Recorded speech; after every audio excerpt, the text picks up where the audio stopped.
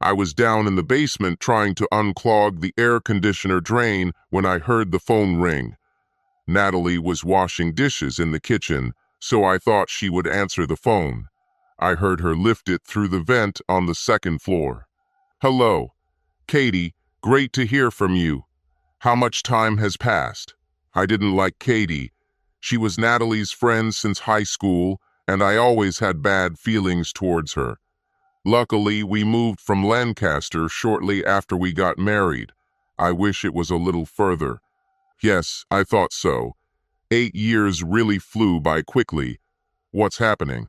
I didn't like how this conversation was going, but I only had one side of the conversation. "Katie, wait a second. Steve works downstairs in the basement. Let me go and close the door. I'll be right back." I heard Natalie hang up as she walked across the room to close the door. I crossed the basement and quickly picked up the wall extension phone. "Hello, Katie, I'm back. So, what were you going to tell me about?" "Nat, there's a medical device conference at the Lancaster Holiday Inn next weekend, and guess who's coming?" "Are you kidding? Will they both be there?" "They are both. They will arrive on Friday evening and stay all weekend." "How did you know that?" "Gerard called me this morning and was dying to see you. He asked me to call and see if I could get you to come to Lancaster for the weekend. It'll just be you, me, Gerard, and Martin." I held a rag on the end of the telephone receiver. I really wanted to jump over the tube and grab Katie by the neck. What the hell was she offering? "I don't know, Katie. If I can leave, I would love to come. I'll have to be a little distract Steve. As soon as I find out, I'll call you back." "You remember what a good time we had at the last convention when they were here, don't you, Natalie?"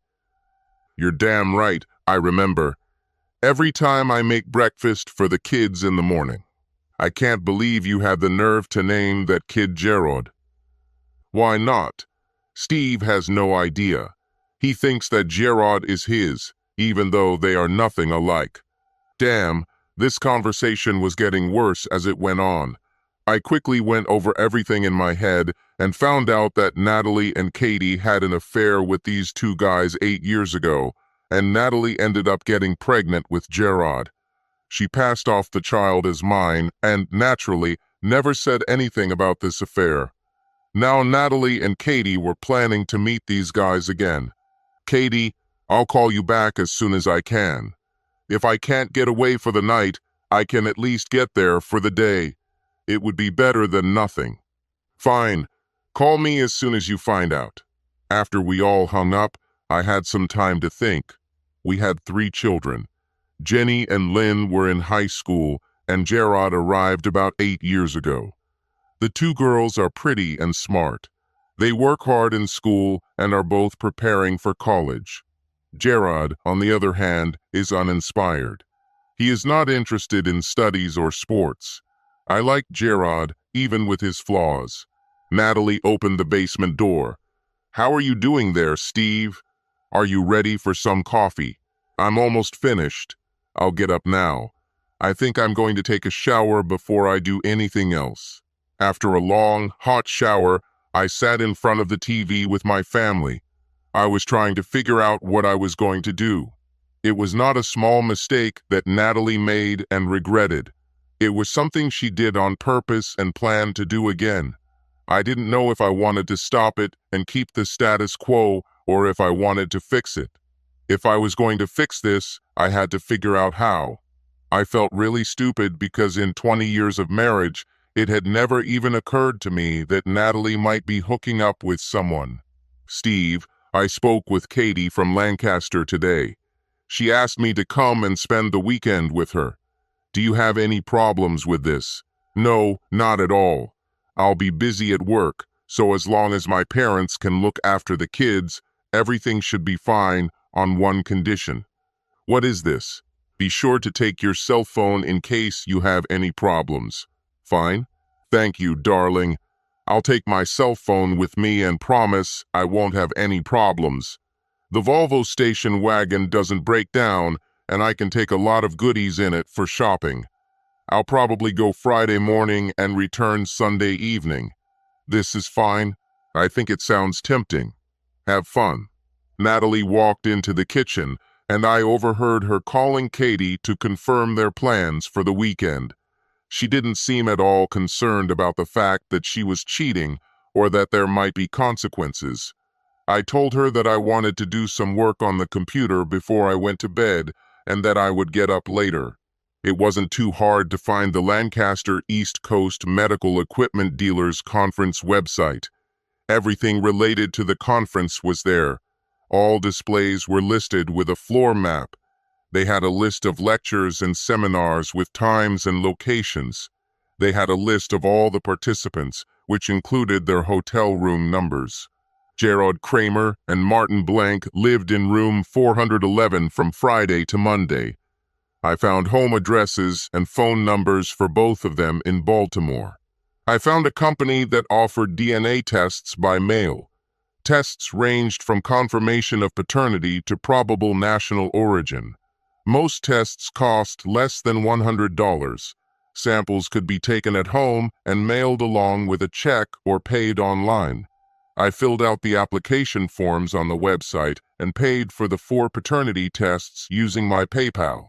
After printing out the collection instructions, I gathered everything I needed to obtain the samples. I printed out the mailing label and prepared a padded envelope for priority mailing. I prepared several CD mailings and prepared a stack of blank CDs. Gerard and Martin's wives will probably want a copy of the evening's proceedings. I worked for a corporate security consulting firm. My work schedule was flexible, but since I had some free time, I just decided to take a week off. Another nice perk of the job was having a variety of equipment that I could use to gather information. By then, I had almost decided that the marriage was over. The fact that 8 years ago she had an affair and forced me to raise the child was bad, but the way she and Katie joked about making me look like a fool was too much. There was no way I could forgive this. Now she was doing it again. That should have ended it for good. The next day, I collected DNA samples from the children. They thought it was cool. Then I went to the bank and transferred most of my savings into a college trust fund for Jenny and Lynn, but left $12,000 in cash. I was able to set this up so that the trust was safe from my wife or a nosy divorce lawyer. I made arrangements to cancel all credit cards and checking accounts on Monday morning and opened a new account in my name only. I was going to lock the house so Natalie would have to find another place to stay.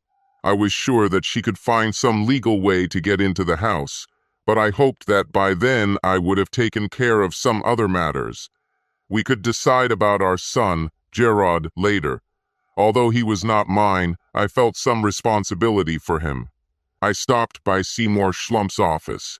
Seymour has been my lawyer since we came to Reading. He was fair and hard-working. I liked him. I explained the situation to him as best I could. He put pressure on me to make sure that we had no chance of reconciliation.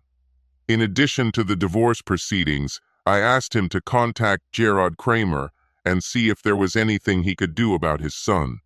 I suggested he pay $500 monthly in retroactive child support or force him to take the child and raise him. His last option was to give up all rights to Gerard so I could arrange for his adoption. I was sure that he would agree to the latter.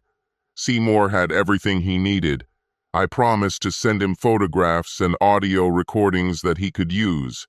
He gave me an office email address and some pre-addressed mailings for paper materials. Betty Moore was the most obnoxious real estate agent I have ever met.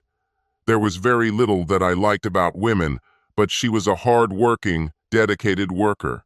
I gave her a list of our house and signed several powers of attorney for her. I told her that she would have to get all the signatures she needed from Natalie herself. She laughed and assured me that there would be no problem. I told her that the locksmith would give her a set of new keys. A wireless video camera disguised as a smoke detector was best suited for the job. I picked up 2 of them and captured 4 bugs. I also needed a clipboard. a set of company logo stickers, and 3 laptops.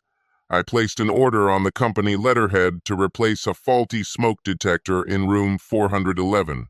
I would fit the computers and all the equipment needed for recording into a regular suitcase. I took a small stepladder. The Holiday Inn had room 311 available, and I booked it under a different name for Friday only. There was wireless internet access. Walmart had the best deal on disposable cell phones. I took 2 of them, just in case. My mom and dad moved to an old farmhouse near Lebanon a few years ago. It was too big for the 2 of them, but it had always been Dad's dream. He had a large vegetable garden, chickens, and an orchard. Gerard loved going there. They were more than willing to put up with us as long as necessary. My dad liked Gerard, but he called him Jake. He said Gerard sounded like a sandwich salesman. Gerard seemed to like the name Jake more than his real name. A few years ago, Dad bought a big motorhome and a small Kia to haul around. He used it 3 times and lost interest. I told my dad to gas up the RV and get it ready. I knew the girls would be upset that they were leaving their friends for the summer. They had 1 more year of high school left before college and wanted to finish it off at a prep school in Vermont. Natalie didn't want to spend the money. Although they were 1 year apart in age, they were in the same class. Don't ask.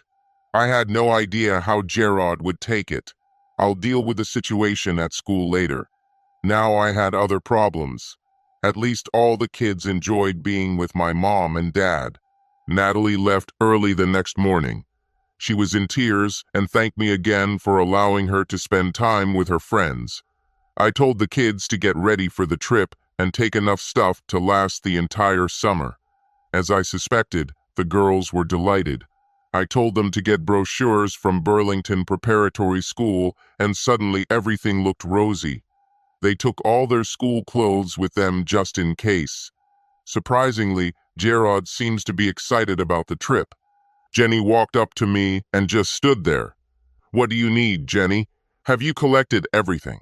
"Dad, I'm 17. I'm not a child anymore. Tell me what's going on. I'm not sure I understand what you mean. Are you having problems with your mom? I don't think this is something I want to discuss with you. If something was going on, your mother and I would try to hide it from you. Why don't you pack the rest of your things?" "No, Dad. I'm serious.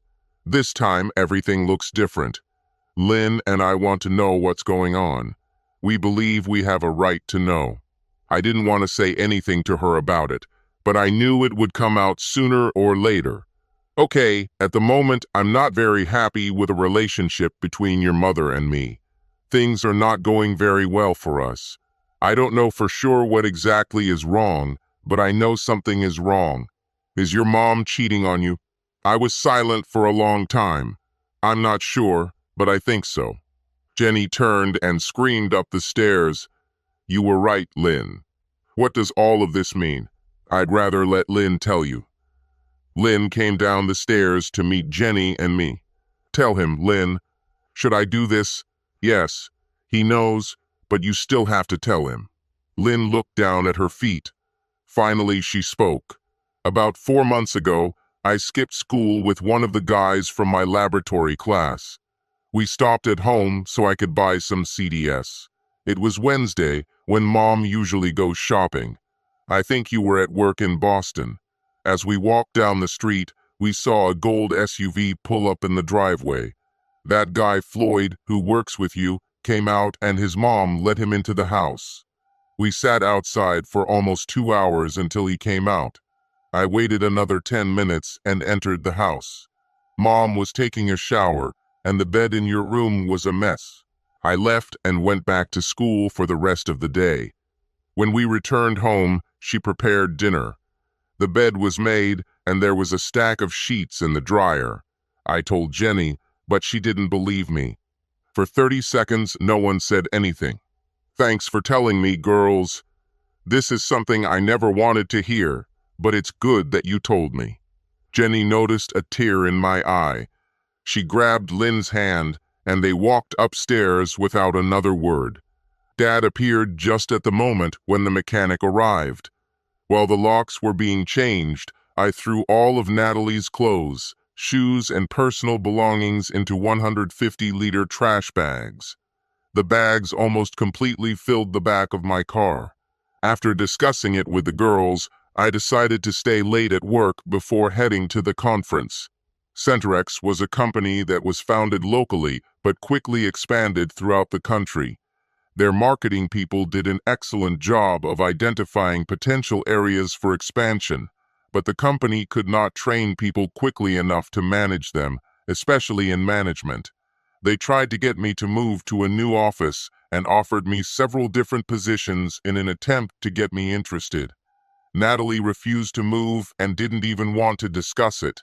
If I had stayed where I was, I would have remained in the same position forever. Moving would give me a promotion, more money, and some power. I went straight to the office of the company president. "Can Mr. Turcotte spare me a few minutes? I think he can fit you into his schedule." "Wait a minute.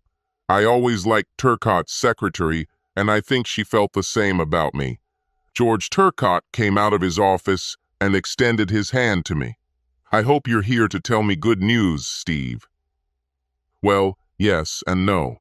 Helen, bring coffee to the office and wait a little while with my calls." "Okay, what can I do for you, Steve?"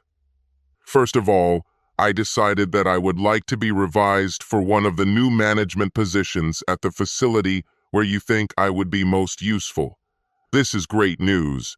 If you don't have a preference, I certainly have a great spot that I'd like you to take. How would you feel about Anchorage? Believe it or not, it sounds perfect. Are you happy with the first week of September? I think it will work. I'll take care of all this personally on Monday. What's second? Well, I know it sounds strange, but I wish they could send Floyd Cooper there to work for me."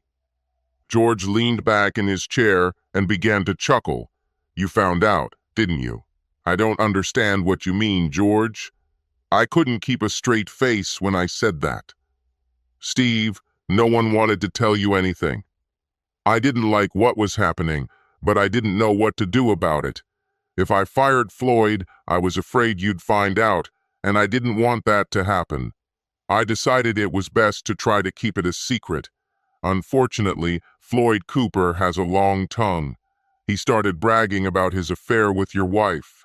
His secretary Tracy came to me and complained when Floyd started showing everyone the pictures of him and your wife that he had downloaded onto his computer.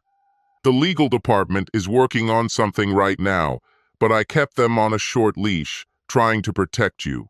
Now that you know, I might just fire Floyd.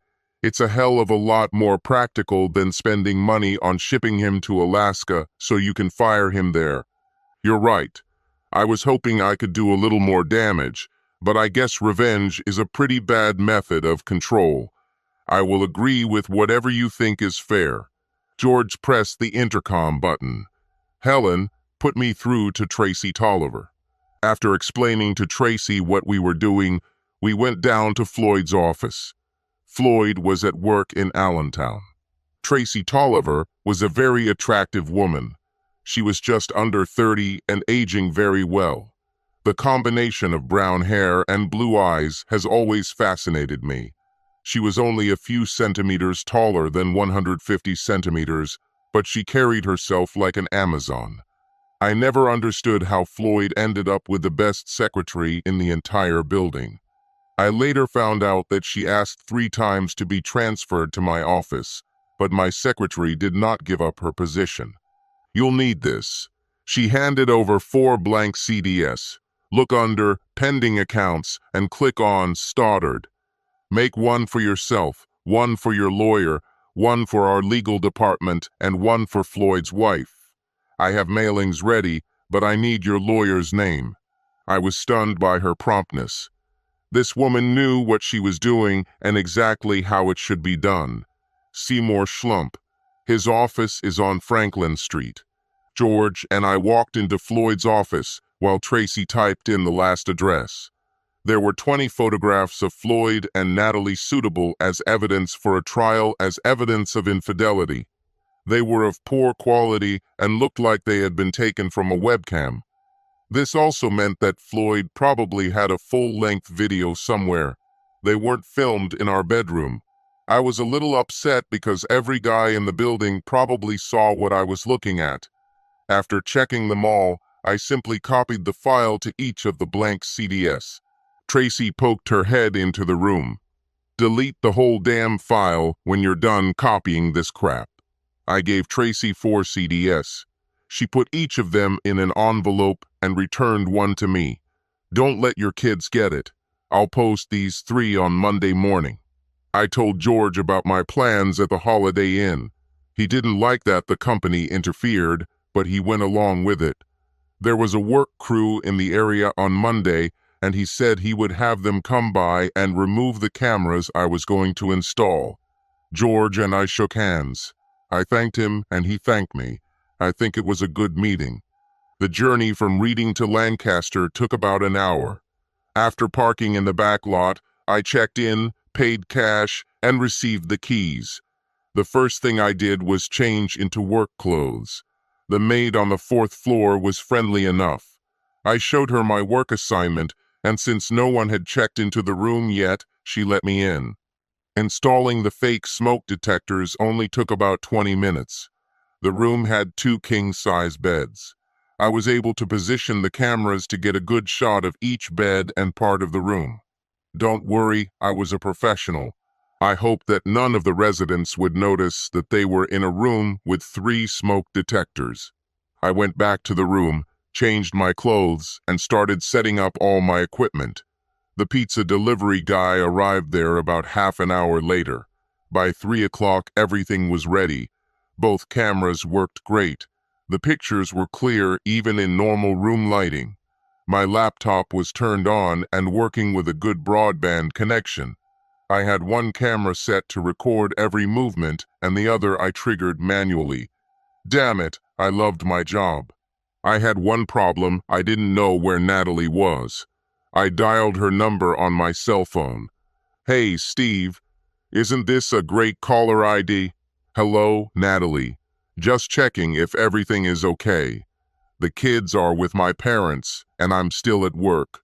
Where are you now?" "We're still at Katie's. Her husband, Ray, is going to babysit their children. Katie and I are going to spend the night at Melanie Thompson's house. There will be a couple of other girls from school there. This should be cool. Sounds funny. Take some pictures. In your dreams." "Who is this guy, Ray, that Katie is with?" "I know him." "I think yes." "This is Ray Wilson. He was on the football team with you." "Yes, exactly. I remember Ray. What does he look like?" "A little heavier, a little bald, and a little softer."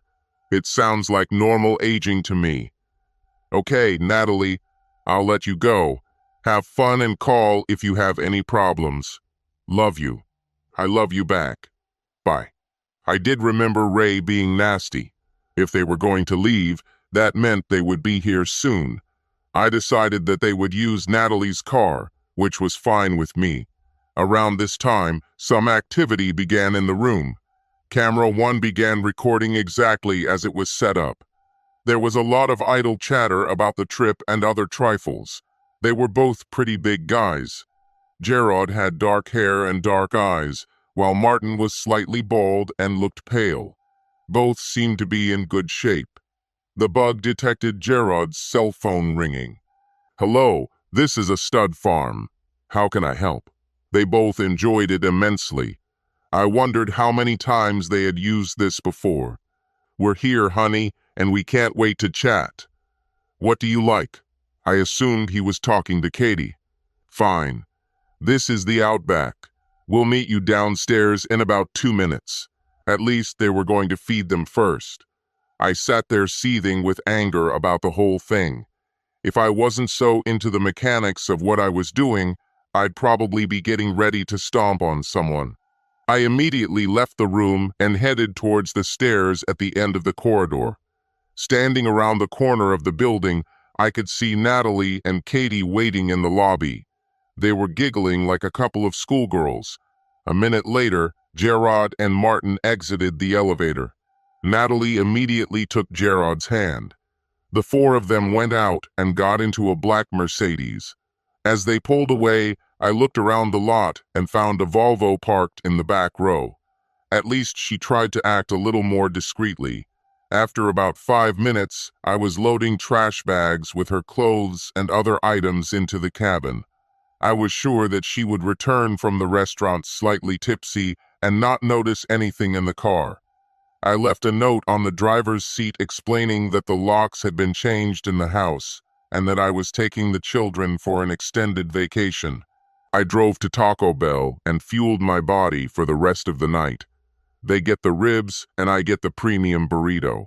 Life is just not fair. I returned to my room and waited for the inevitable. I was trying to think of a few more things I could do. I had about an hour until they returned to the room. I knew what would happen when they arrived. What I didn't know was what exactly I was going to do. Well, I've pretty much come to the conclusion that they weren't there to play canasta. I knew what was going to happen the rest of the evening, and I didn't like it. I thought Natalie and I had a good life. I assumed she was happy because she never complained or showed any signs of being unhappy at all. She fed me crap when Gerard was born. She said she was glad we had a boy because every man should have a son. I wondered if she had called Gerard's real father and congratulated him as soon as possible. Damn, that was depressing to think about. I regretted all the years I lived with this woman who could cheat on me out of the blue and feel absolutely no guilt about it. A woman who could force me to raise another man's child and thought it was funny. It was difficult to feel any compassion for her at this moment. I continued to prepare everything. I was probably overprepared, but it was the only chance I had, and I didn't want to miss anything. They burst into the room laughing and giggling. I couldn't believe I was watching my wife cheat. The cameras worked great. There was a break in room 411. I picked up a burner phone and dialed Baltimore. "Hello, Mrs. Kramer. This is Walter Perkins from the Lancaster Medical Devices Conference. Are you Gerard Kramer's wife?" "Yes, but he's not here now." "I know. Your husband and Mr. Blank received special recognition at the convention tonight. We would like to send you photos from the ceremony by email. Do you have an email account we could send them to?" "Certainly." "This is cool. Do you happen to have Martin Blanc's wife's email address so I can send the photos together?" "Certainly." "Fine. That's all I need. You will have the photos in a few minutes." Of course, she could monitor transmissions over the hotel's wireless network, but I didn't care because there was no connection to me. They had a break in their conversation in room 411. "So, Natalie, is your dear husband taking good care of my son for me?" "Of course, silly. 8 years have passed, and this idiot still has not realized that the child is not his. Steve lives in his own world. He wouldn't have been able to understand it if a letter had arrived in the mail. It would be nice if you sent me a birthday present or something like that from time to time." "Oh yeah, it would be cool. All he needs is to see something like this to give him a clue." Katie chimed in, "Damn it, I have 3 snotty kids running around the house, and my idiot is not the father of any of them. He's so busy sipping beer that he would never realize they weren't his." Everyone had a good laugh at poor Ray's expense, and I got a good sound clip. I got bored with all these activities and decided to put them off for the night. I went to the website and went into an unused room. After several recordings, I had a live broadcast from room 411, which led to the internet site. The internet broadcast went well, and the number of viewers exceeded 100. It took me about 20 minutes to gather everything to go out. I left the computer with the live feed for last. By that time, over 400 people were watching the show, and I'm sure several people were recording it for later distribution. I unplugged the last installation and called Ray Wilson. "Hey, Ray, are you sober?" "Yes. Who is this?" "Just a friend, Ray. I want you to listen to something. I scrolled short audio clip, which I did with Katie. Son of a bitch. Where did you take it? Ray, she's in room 411 at the Holiday Inn. There are two guys there, and they're pretty big. Ray didn't say another word, and I heard the phone go off. I had just finished loading the GPS when Ray jumped out of the Ford pickup and burst into the building. I was tired, but I enjoyed the ride back. The mobile home was completely ready. I gave my dad a set of keys to the new house. Mom went to Lancaster to visit Natalie at her parents' house, while Dad took some guys to our house and took out all the furniture and stuff. They had plenty of space to store things in the barn. Mom thought it would be interesting to hear Natalie's version. My parents had the number for one of the phones they threw away. I kept my cell phone, but planned to keep it turned off most of the time. Dad will take things back to Centerex on Monday. It was too late to leave, but I wanted to be away when Natalie realized what was happening. We had a reserved RV park near Hagerstown that would give us good access to the highway in the morning. The girls planned the trip for us. They did a pretty good job. The only thing I did was shorten the distance between stops because the gas was killing me. I was glad I brought a lot of cash with me. We had spent 3 days at Disney and were heading to Chattanooga to see the aquarium. Jenny asked if she could call her mom. Hello, Mom. This is Jenny. Yes. Just wanted to let you know that everything was okay. Yes, I know. We're all having a good time, even Gerard. We miss you too. We'll call every couple of days to let you know. Fine. Tomorrow evening we leave for Orlando. We'll be at Disney for almost a week. We have park tickets for every day. I could not believe it. My daughter was setting up her mother. How cool is that? We stayed at the Orleans Hotel right in Disneyland. It will be so great. Fine. We'll call you in a couple of days. Bye. Jenny, I can't believe you did this. It was truly disgusting. I know. Lynn and I thought it would be appropriate. You, of course, know that your mother is talking on the phone right now about a plane ticket and a room reservation. We thought she should do it. She still needs a vacation, Lynn interjected. Gerard watched the DVD and enjoyed his own company. 2 weeks later, Lynn called her mother. Natalie was very upset because she had been looking for us in Orlando for a whole week. Lynn said we stopped at Six Flags instead and tried to change the subject. Lynn and Jenny kept her on the phone for almost 20 minutes, listening to her rant. Finally, Jenny said she was sorry if she had misled her and will call back her in a couple of days. My demon girls giggled for another half hour after they hung up. The next week was hectic. We parked in the Smoky Mountains and the kids were busy while I ran errands. Seymour delivered divorce papers to Natalie. She had no idea I was doing this until he arrived. He said she was having a seizure. He explained that she could hire a lawyer to fight the divorce and told her what she was up against. He had photos of her and Floyd, the group in room 411, and DNA results. Jenny and Lynn were mine, but Gerard wasn't. Natalie hired a lawyer, but in the end she still agreed to what Seymour suggested. Summer was quickly coming to an end. I had a chance to build good relationships with children.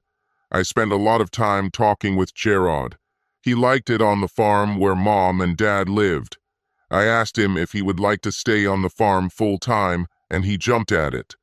Dad really liked having him around, and I knew he would be happy to take him in. Seymour filed the adoption papers so that my parents would have the legal authority to provide for and care for him. The only thing Seymour didn't like doing was forcing Natalie to agree to it. Natalie didn't know it, but Dad had also legally changed his name from Gerard to Jake. The girls fell in love with the Burlington school. It was a beautiful late summer in Vermont. We spent a few days getting them settled, and then Jake and I headed back to the Keystone State. I contacted Mr. Turcotte and learned that everything was ready for my move to Alaska. Tracy was already on site and had set up a temporary office. This was good news. She also had an apartment for me and a company car ready for my arrival. I left the mobile home with my dad to get rid of it. 6 months later, things finally worked out. The divorce was final. The girls did well in school and both received scholarships to James Madison University in Virginia. They were happy and excited to be alone. They haven't heard from Natalie except for a few phone calls. Jake's performance at school improved, and he became deeply involved in his new hobby of raising chickens. One day, Natalie came to visit him. She was driving an old Ford Escort and told Dad she had to sell the Volvo to pay divorce costs. It was complete bullshit because I ended up paying both lawyers. While she was there, Natalie insisted on calling Jake Jarrod. Jake corrected her every time and eventually left. Natalie continued to take it out on my father about how disgusting it was to take away a child's birthright. Dad said it was too easy a chance, so he turned it down and just left with Jake. Jake's mother never came to see him again. She received $11,000 from the sale of the house. She and Katie decided to celebrate their divorce and went to Las Vegas. All the money was gone in 4 days. I don't know what Natalie is doing now or where she lives. Maybe she moved to Baltimore. Needless to say, I love Alaska.